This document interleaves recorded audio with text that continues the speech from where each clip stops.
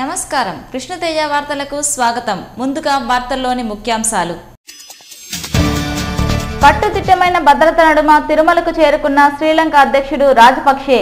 నిఘా నీడలో తిరుమల. పలు దర్శనాలను రద్దు చేసిన టీటీడీ. శ్రీలంక అధ్యక్షుడి పర్యటనపై వెల్లువెత్తిన ఆగ్రహ జ్వాలలు.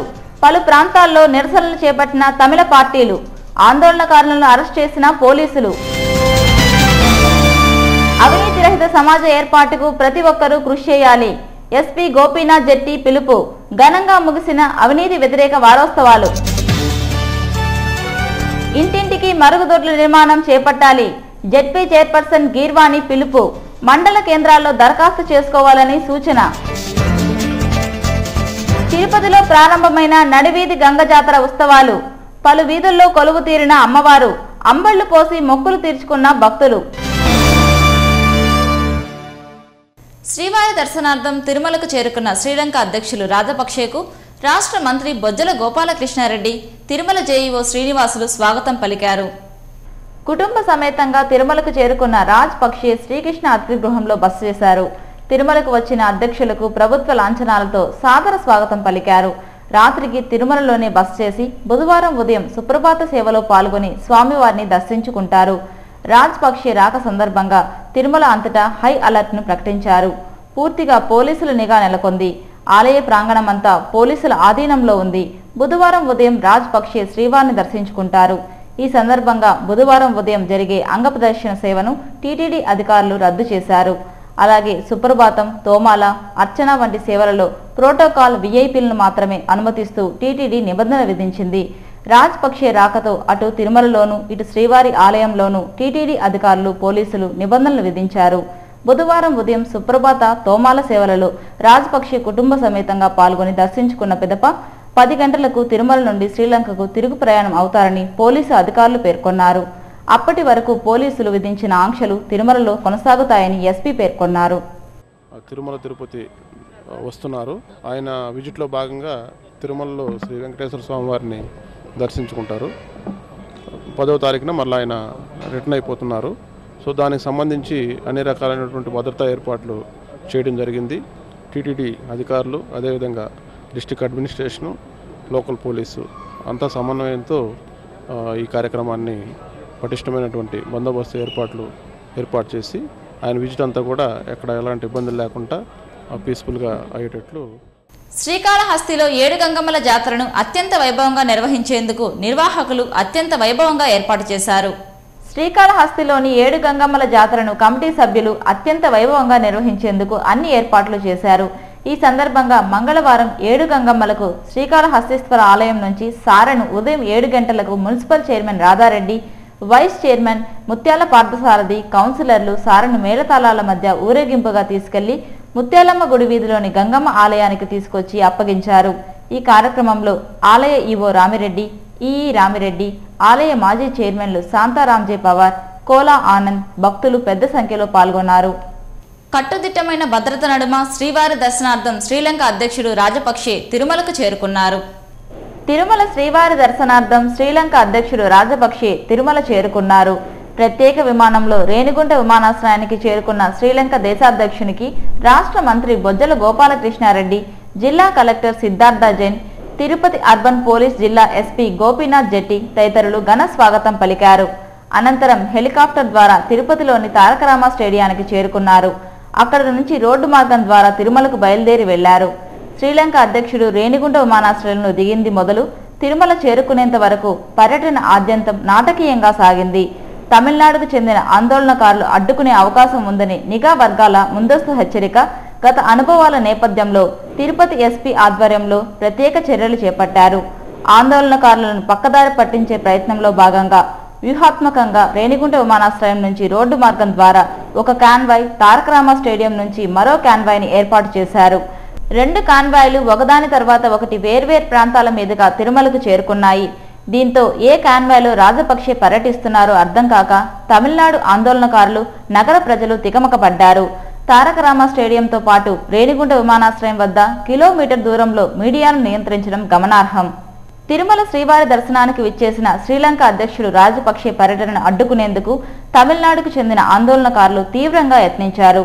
పోలీసులు నిఘా వర్గాల కళ్లు కప్పి తిరుపతికి చేరుకున్న తమిళ తంబీలు నగరంలోని పలు ప్రాంతాల్లో ఆందోళన చేపట్టారు. గోబ్యాక్ రాజపక్షే గోబ్యాక్ అంటూ నినదించారు. తిరుమలలో అడుగు పెట్టనివ్వమంటూ తమ ఆక్రోశాన్ని వెళ్లగక్కారు. ఈ మేరకు తిరుపతి ఆర్టీసీ బస్టాండ్ వద్ద గల అంబేద్కర్ విగ్రహం వద్ద విముక్త చిరుతల కక్షి పార్టీకి చెందిన నేతలు కార్యకర్తలు ఆందోళన చేపట్టారు. రాజపక్షేకి వ్యతిరేకంగా నినాదాలు చేశారు. పోలీసులు అప్రమత్తమై ఆందోళనకారులను అరెస్ట్ చేశారు.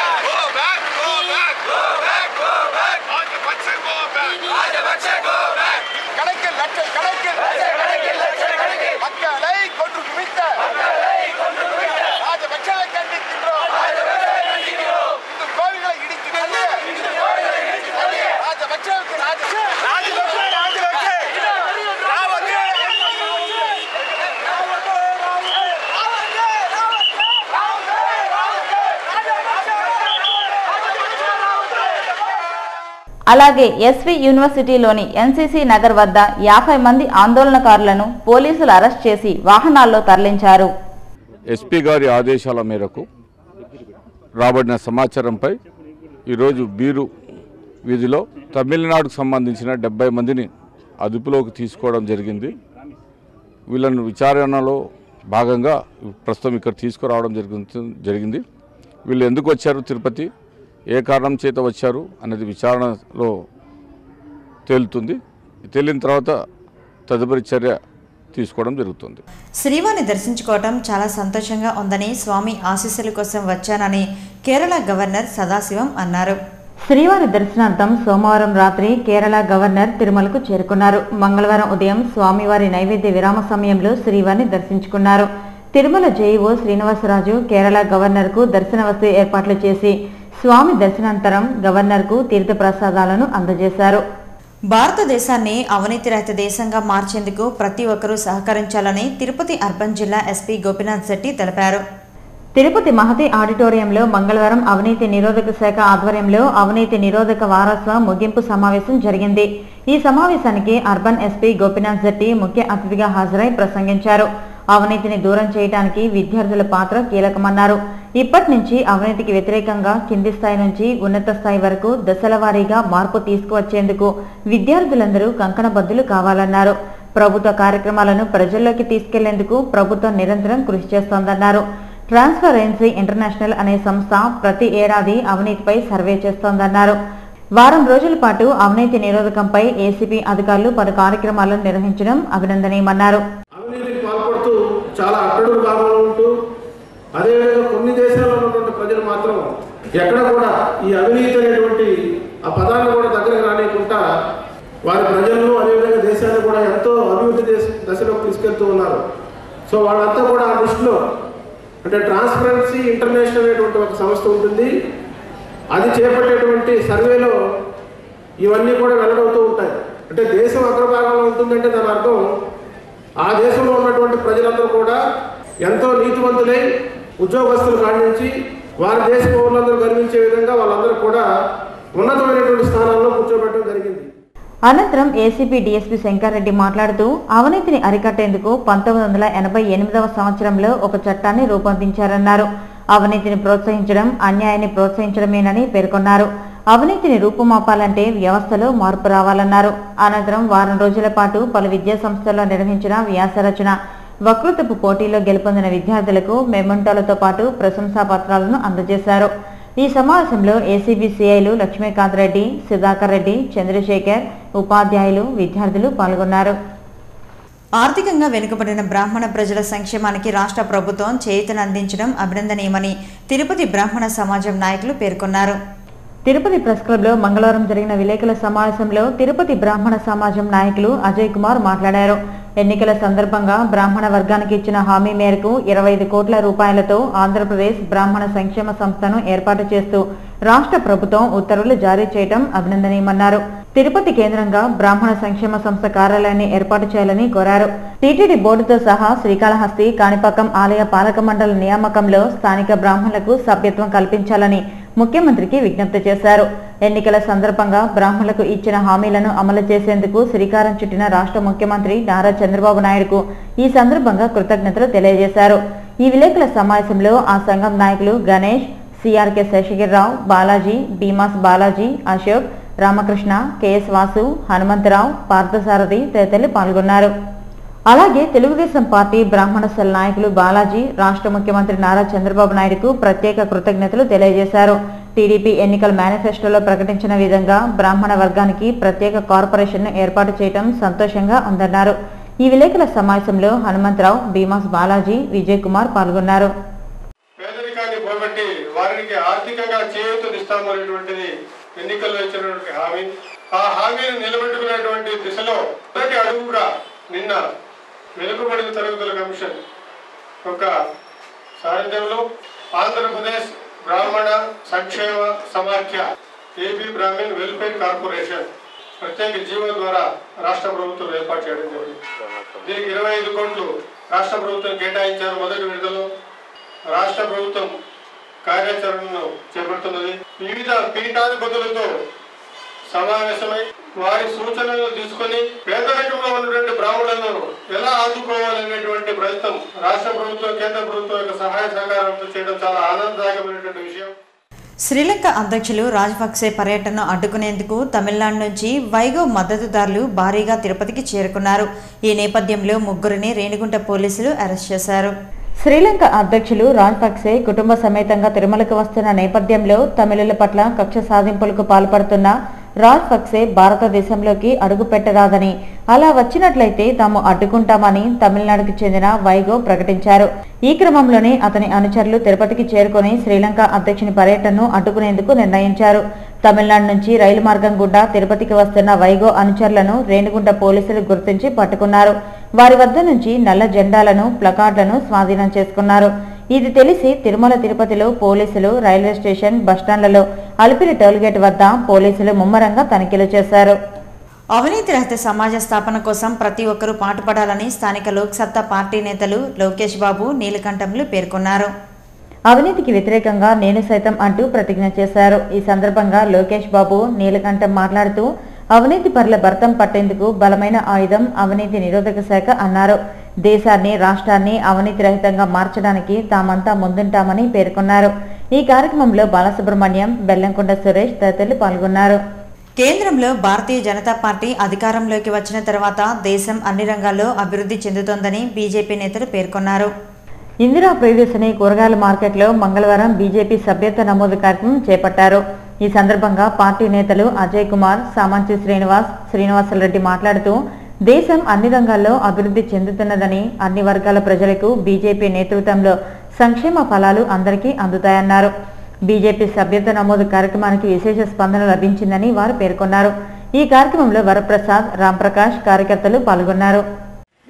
బీజేపీ ద్వారానే బలమైన భారత్ నిర్మాణం జరుగుతుందని నమ్మకంతో నరేంద్ర మోడీ గారి నాయకత్వంలో అగ్ర దేశాల సరసన భారత్ నిలబెట్టాలన్నా, ఈ ప్రాంతంలో నెలకొన్నటువంటి సమస్యలు పరిష్కరించబడాలన్నా, అదేవిధంగా విడిపోయినటువంటి కొత్త ఆంధ్రప్రదేశ్ యొక్క అభివృద్ధి జరగాలన్నా కూడా కేంద్ర ప్రభుత్వం యొక్క సారథ్యము, నాయకత్వం ఎంతో అవసరము. ఆ రకంగా నరేంద్ర మోడీ గారి నాయకత్వంలో పనిచేస్తున్నటువంటి ప్రభుత్వం మరింతగా ఎక్కువ కాలం మనాలన్నా ఈ ప్రాంతంలో భారతీయ జనతా పార్టీ మరింతగా బలోపేతం కావాలని చెప్పే ఉద్దేశంతో ఈరోజు మేము భారతీయ జనతా పార్టీ సభ్యత్వ నమోదు కార్యక్రమాన్ని ప్రారంభించాము. ఈ కార్యక్రమాన్ని మొన్న చిత్తూరులో ప్రారంభించినప్పుడు విశేషమైనటువంటి స్పందన వచ్చింది. ఆమ్ ఆద్మీ పథకాన్ని చిత్తూరు జిల్లాలో తక్షణం అమలు చేయాలని Andhra Pradesh BC, SC, ST, OC, minority సమాఖ్య నాయకురాలు అభిసారిక యాదవ్ కోరారు. తిరుపతి ప్రెస్ క్లబ్లో మంగళవారం జరిగిన విలేకరుల సమావేశంలో ఆమె మాట్లాడారు. టాక్సీ, ఆటో డ్రైవర్లకు గుర్తింపు కార్డులు, ఈఎస్ఐ సదుపాయం కల్పించాలని ఆమె డిమాండ్ చేశారు. ప్రతి ఆటో డ్రైవర్కి ఉచిత శిక్షణ, పెన్షన్ సదుపాయం, లైసెన్సులు మంజూరు చేయాలని కోరారు. అనంతరం ఆటో టాక్సీ యూనియన్ రాష్ట్ర అధ్యక్షులుగా వెంకటరమణ, ఏపీ బిల్డింగ్ కార్మికుల అధ్యక్షులుగా రమణ, ఎస్సీ, ఎస్టీ, మైనార్టీ జిల్లా అధ్యక్షులుగా గంగాధరంను నియమిస్తూ వారికి నియామక ఉత్తర్వులు అందజేశారు. ఈ విలేకరుల సమావేశంలో ఆ సంఘం నాయకులు ప్రసాద్, దుష్యంతులు, దేవేంద్ర, సరోజమ్మ తదితరులు పాల్గొన్నారు. తిరుపతి నగరంలో ఇల్లు లేని పేదల కోసం నిర్మించిన దామినేడు సమీపంలోని ఇందిరమ్మ గృహాల్లో పలు సమస్యలు తాండవిస్తున్నాయి. నివాసం ఉంటున్న ప్రజలు, స్థానికులు పలు సమస్యలను అధికారులు, ప్రజాప్రతినిధుల దృష్టికి తీసుకెళ్లినా పట్టించుకున్న పాపాన పోలేదని స్థానికులు విమర్శలు గుప్పిస్తున్నారు. తిర్చానూర్ పంచాయతీ దామినీడు వద్ద ఇందిరమ్మ గృహాలను కాంగ్రెస్ అధికారంలో ఉన్నప్పుడు నిర్మించి అర్హులైన పేదలకు కేటాయించారు. తిరుపతి నగరంలోని దాదాపు 6,000 మందికి అక్కడ ఇందిరమ్మ గృహాలను 16 బ్లాకుల్లో నివాస గృహాలను కేటాయించారు. దాదాపు 4-5 ఏళ్లు పైబడి అక్కడ నివాసం ఉంటున్నారు. నివాస గృహాల మధ్య డ్రైనేజీ కాలువలు అస్తవ్యస్తంగా ఉండడంతో పాటు కొన్ని చోట్ల కాలువలు లేక మురుగునీరు రోడ్డు మీదనే పొంగి పొర్లుతుంటుంది. సాయంత్రం అయితే దోమల బెడద ఎక్కువగా ఉంటుంది. త్రాగునీటి పైప్ లైన్ల కోసం అధికారులు గుంతలు తీసి 4-5 నెలలు అవుతున్నా పూడ్చకపోవడంతో చిన్నపిల్లలు, వృద్ధులు ఆ గుంతల్లో పడి గాయాల పాలవుతున్నారు. అంతేకాకుండా ఆ గుంతల్లో మురుగునీరు, వర్షపు నీరు నిల్వ ఉండడంతో దోమలు అధికమయ్యాయి. దీంతో అక్కడ నివాసం ఉంటున్న వారు రోగాల బారిన పడి మంచాన పడ్డారు. పైకి మాకు నీళ్ళు ఎక్కటం లేదు. 4 సంవత్సరాలు అవుతుంది పైకి నీళ్ళు ఎక్కి. చాలా ఇబ్బంది అయిపోతా ఉంది. అసలు ఎవరు పట్టించుకునేది లేదు. ఆయనకి చెప్తే కన్నా డ్రైనేజింగ్ వాళ్ళు ఏమో వస్తారు, మాట్లాడితే డబ్బులు వసూలు చేసిండమ్మా వసూలు. ఎన్నిసార్లు అనేసి మేము నీళ్ళు అయితే మాకు చాలా వాసన వస్తాయి. ఒక్కొక్కసారి నీళ్లు పట్టుకోలేము మేము. ఎట్లా చెప్పండి? ఈ మాదిరిగా అయితే మాకు దోమలు ఎక్కువైపోయినాయి. ఇప్పుడు చెత్త వాళ్ళు కూడా వస్తూ ఉంటారు కదా, ఆ చెత్త వాళ్ళు వచ్చినప్పుడు చెత్త వాళ్ళు దాంట్లో వేయండమ్మా అంటే చెత్త దాంట్లో నువ్వేం చెప్పేది, నువ్వేం మాకు పెద్దనా, నువ్వేమి నీ అధికారం ఏమి, ఇక్కడ నువ్వు ఉన్నట్టే మేము కూడా ఉండాము, నీలాగానే మేము కూడా అనేసి మాట్లాడతారు. ఇక్కడ నీళ్ళ కోసము గుంతల పాడు వేసినారు. అది గుంతలు ఎక్కువ ఉన్నాయి, దాంట్లోకి నీళ్లు ఎక్కువ వస్తూ ఉన్నాయి. కాబట్టి అక్కడ చిన్నపిల్లలు పాడు తిరిగేది కాబట్టి ఇక్కడ దాని గుంతల్లో పాడు మిస్టేక్ అవుతుంది. పిల్లలు దూకేస్తారు కాబట్టి వాళ్ళకి తెలియదు. చిన్నపిల్లలకి మనం చెప్పినా అర్థం చేసుకోలేరు. కాబట్టి ఏం చేయాలో తెలియదు. కాబట్టి ఆ గుంతలు మాత్రం మీరు బాగా చేయాలని అనుకుంటాను, చేపించాలి. 4 అంతస్తుల బ్లాక్లు ఉండడంతో త్రాగునీటి పైప్ లైన్లలో మొదటి అంతస్తు తర్వాత పైకి నీళ్లు ఎక్కకపోవడంతో నివాసం ఉంటున్న ప్రజలు నీళ్ల కోసం నానా అవస్థలు పడుతున్నారు. నీటి కోసం కింద గ్రౌండ్ ఫ్లోర్కు వచ్చి మోసుకొని తీవ్ర అవస్థలు పడుతున్నారు.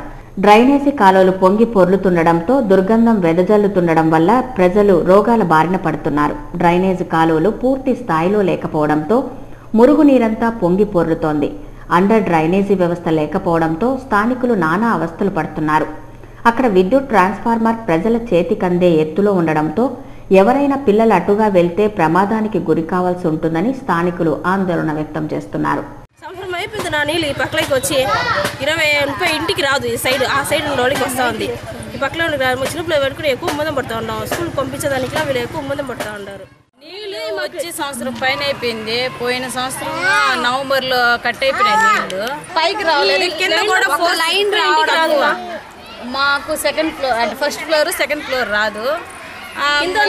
ఫోర్స్ తక్కువ వల్ల కింద వాళ్ళకి సరిగ్గా రావట్లేదు. సన్నగా వస్తుంది. మళ్ళీ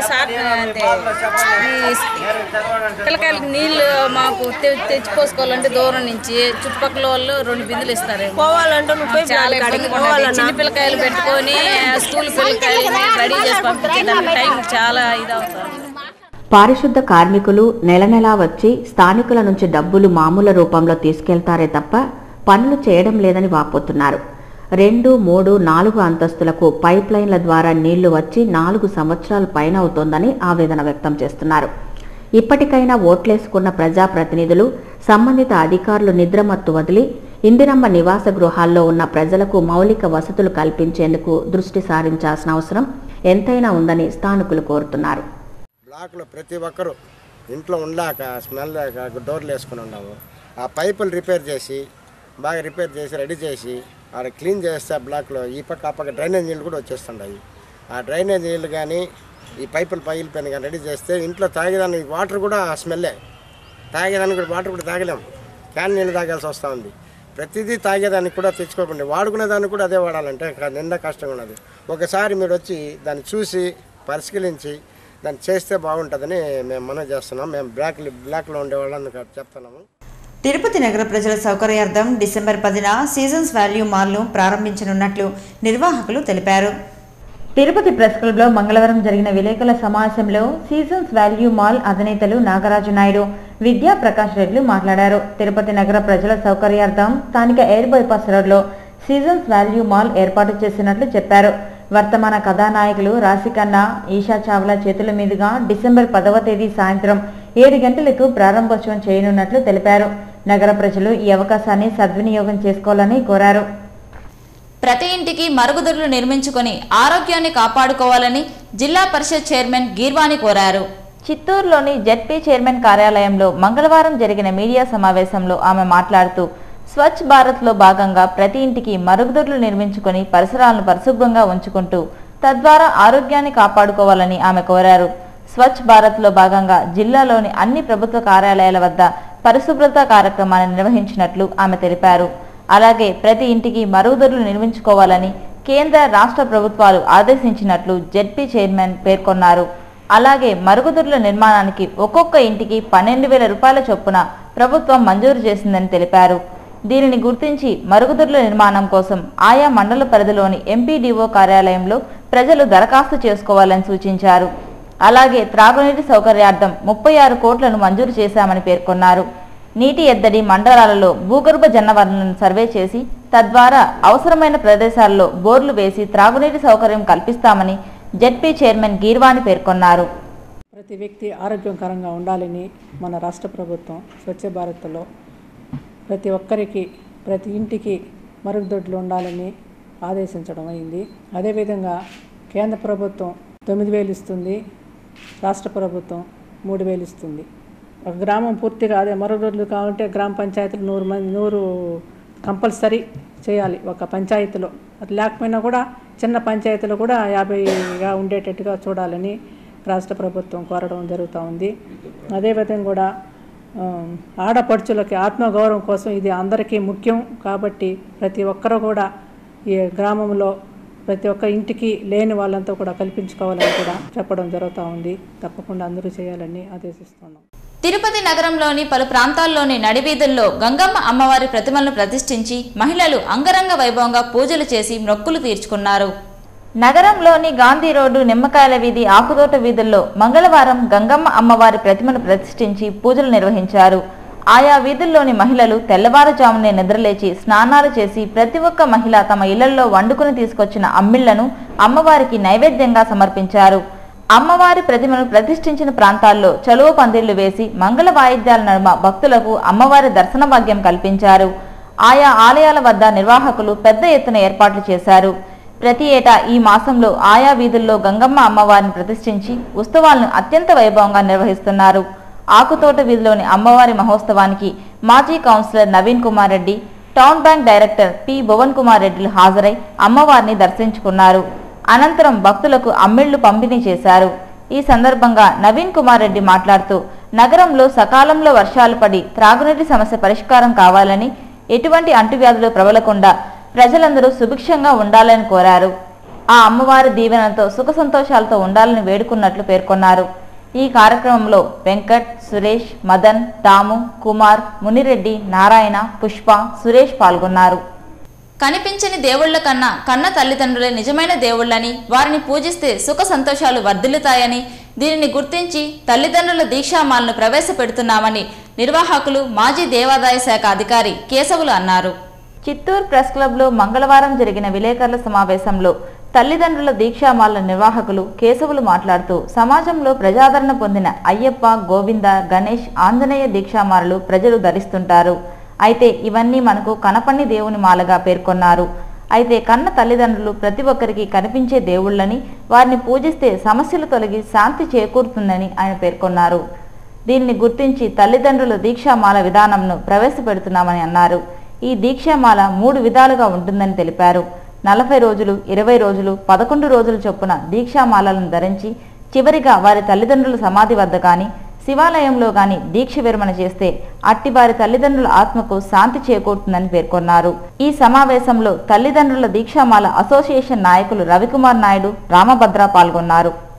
అవినీతికి మూల కారణమైన దళారీ వ్యవస్థను పూర్తిగా నిర్మూలించాలని రేణిగుంట మండల ఉపాధ్యక్షురాలు సుజాత అన్నారు. అంతర్జాతీయ అవినీతి వ్యతిరేక దినోత్సవం సందర్భంగా రేణిగుంట మండల పరిషత్ మీటింగ్ హాల్లో మంగళవారం గ్రాస్ స్వచ్ఛంద సంస్థ అధ్యక్షుడు చంద్రశేఖర్ అధ్యక్షతన అవగాహన సదస్సు నిర్వహించారు. అవినీతి రహిత సమాజం స్థాపించాలనే కరపత్రాలను ఆవిష్కరించారు. ఈ సందర్భంగా సుజాత మాట్లాడుతూ సర్టిఫికేట్లు తొందరగా తీసుకోవాలని డబ్బులు ఇస్తూ అవినీతిని మనమే పోషించకూడదన్నారు. ఆన్లైన్ సేవల ద్వారా అవినీతి దళారీ వ్యవస్థ తగ్గుతుందని చెప్పారు.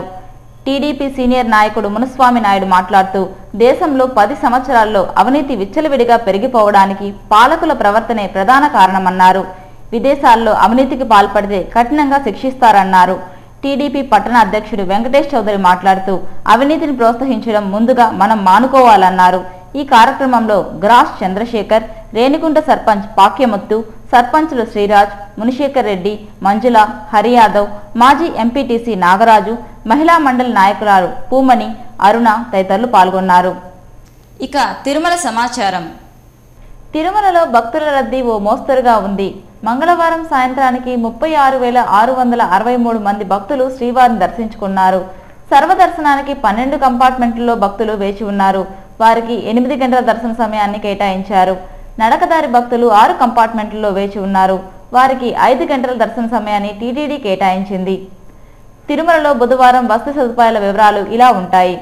ఉచిత గదులు 99, 50 రూపాయల గదులు 136, 100 రూపాయల గదులు 40, 500 రూపాయల గదులు 29, 600 రూపాయల గదులు 17 అందుబాటులో ఉన్నాయి. తిరుమలలో బుధవారం అందుబాటులో ఉండే ఆర్జిత సేవా టికెట్ల వివరాలు ఇలా ఉన్నాయి. సహస్ర దీపాలంకరణ సేవా టికెట్లు 263 అందుబాటులో ఉన్నాయి. కాగా మంగళవారం వివిధ ప్రాంతాల నుంచి తిరుమలకు వచ్చిన భక్తులు స్వామివారికి విరాళాలు అందజేశారు. 16 లక్షల రూపాయలు అన్నదానం, ప్రాణదానం, గో సంరక్షణ, శంకర నేత్రాలయ, స్విమ్స్, విద్యాదానం, వేద పరిరక్షణ ట్రస్టులకు విరాళాలు అందాయి. అలాగే అమెరికా దేశానికి చెందిన భక్తులు $5,062 విరాళం ఇచ్చినట్లు టీటీడీ అధికారులు తెలిపారు. Tirupati bullion gold jewellery and silver merchants association సమాచారం మేరకు బుధవారం లోకల్ బులియన్ మార్కెట్లో బంగారం, వెండి ధరలు ఇలా ఉంటాయి. 24 క్యారెట్ల అపరంజి బంగారం 10 గ్రాముల ధర 26,860 రూపాయలు. 22 క్యారెట్ల నగల బంగారం 1 గ్రామ్ ధర 2,463 రూపాయలు. వెండి 1 కేజీ ధర 36,660 రూపాయలు. రీటైల్ వెండి 1 గ్రామ్ ధర 39 రూపాయల 20 పైసలుగా ఉంటుంది. వార్తలు ముగించే ముందు ముఖ్యాంశాలు మరోసారి. కట్టుదిట్టమైన భద్రత నడుమ తిరుమలకు చేరుకున్న శ్రీలంక అధ్యక్షుడు రాజపక్షే. నిఘా నీడలో తిరుమల. పలు దర్శనాలను రద్దు చేసిన టీటీడీ. శ్రీలంక అధ్యక్షుడి పర్యటనపై వెల్లువెత్తిన ఆగ్రహ జ్వాలలు. పలు ప్రాంతాల్లో నిరసనలు చేపట్టిన తమిళ పార్టీలు. ఆందోళనకారులను అరెస్ట్ చేసిన పోలీసులు. అవినీతి రహిత సమాజ ఏర్పాటుకు ప్రతి ఒక్కరూ కృషి చేయాలి. ఎస్పీ గోపీనాథ్ జెట్టి పిలుపు. ఘనంగా ముగిసిన అవినీతి వ్యతిరేక వారోత్సవాలు. ఇంటింటికి మరుగుదొడ్ల నిర్మాణం చేపట్టాలి. జెడ్పీ చైర్పర్సన్ గీర్వాణి పిలుపు. మండల కేంద్రాల్లో దరఖాస్తు చేసుకోవాలని సూచన. తిరుపతిలో ప్రారంభమైన నడివీధి గంగ జాతర ఉత్సవాలు. పలు వీధుల్లో కొలువు తీరిన అమ్మవారు. అంబళ్లు పోసి మొక్కులు తీర్చుకున్న భక్తులు. ఈ వార్తలు ఇంతటితో సమాప్తం. నమస్కారం.